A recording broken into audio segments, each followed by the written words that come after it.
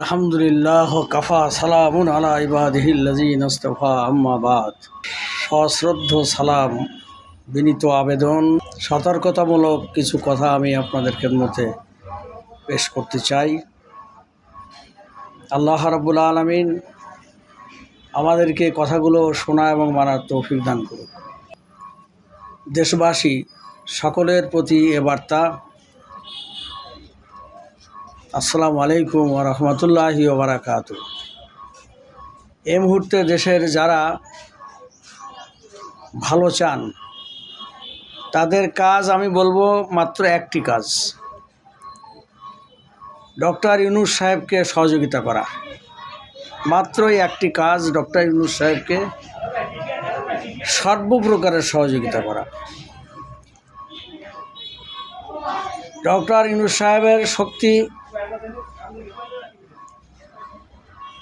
যদি সঞ্চারিত হয়, শক্তি অর্জন হয় দেশবাসীর সমর্থনে, তাহলে তিনি দেশের জন্য ভালো কিছু করবেন, এই বিশ্বাস আমাদের আছে। যারা দেশের ভালো চাই নাই আর চাওয়াও তাদের দ্বারা সম্ভব না, তারা স্বার্থবাজ, ইউনূস সাহেবকে তারা কখনই সমর্থন করবে না। তারা যদি ইউনূস সাহেবকে সমর্থন করে, তাহলে এই 54 বছরে যারা এই দেশে লুটতরাজ করেছে, অর্থ আত্মসাৎ করেছে, চুরি করেছে, প্রশাসনকে ব্যবহার করে মানুষের পরে জুলুম করেছে, সব বিচার হবে।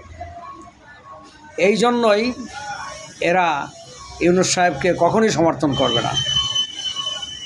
আমরা যারা নিরীহ মানুষ, আমরা নির্যাতিত হয়েছি, নিষ্পেষিত হয়েছি, সাধারণ জনগণ তাদের অধিকার পায় নাই, সব লুণ্ঠন করে তারা আত্মসাৎ করেছে। ওদের সোজা করার জন্য, এই চোর ডাকাতগুলোকে সোজা করার জন্যে আমাদেরকে কাজ করতে হবে, ইউনূস সাহেবকে শক্তিশালী করতে হবে, তাকে সমর্থন করতে হবে। এটা হলো ইমানি দায়িত্ব, ইমানি কর্তব্য বলে মনে করি এই মুহূর্তে, এই সময়ে। কেননা যারা জনগণকে হত্যা করেছে, মানুষকে নির্যাতন করেছে, নিষ্পেষিত করেছে, ঘর ছাড়া করেছে, অর্থ ছাড়া করেছে, খুন করেছে, গুম করেছে, এদের বিচার শুধু এখনকার এই 17 বছরের না, 54 বছরের মধ্যে যারা করেছে তাদেরও বিচার হবে, যদি ইউনূস সাহেব ক্ষমতায় থাকে। এই জন্য ইউনূস সাহেবের বিকল্প আজ আমাদের এই মুহূর্তে কেউ নাই। সাধারণ জনগণকে বলবো যে দুনিয়ায় আসছি, চলে যেতে হবে, কিন্তু ভালো কোনো কাজ করতে হবে। আর এই মুহূর্তে, এই সময়ে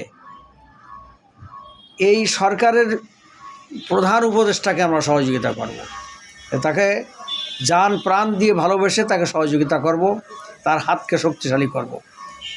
আমরা ভোট দিয়েই তাকে এই ক্ষমতায় বসিয়েছি। আর এই ভোট পুনরায়, ভোট বিভিন্ন প্রকারের, নির্বাচন যারা করেন, নির্বাচন হয়ে গেছে, সংবিধান এখন নাই, সংবিধান করা হবে, সংবিধানের নিয়ম অনুযায়ী পুনরায় নির্বাচন হবে।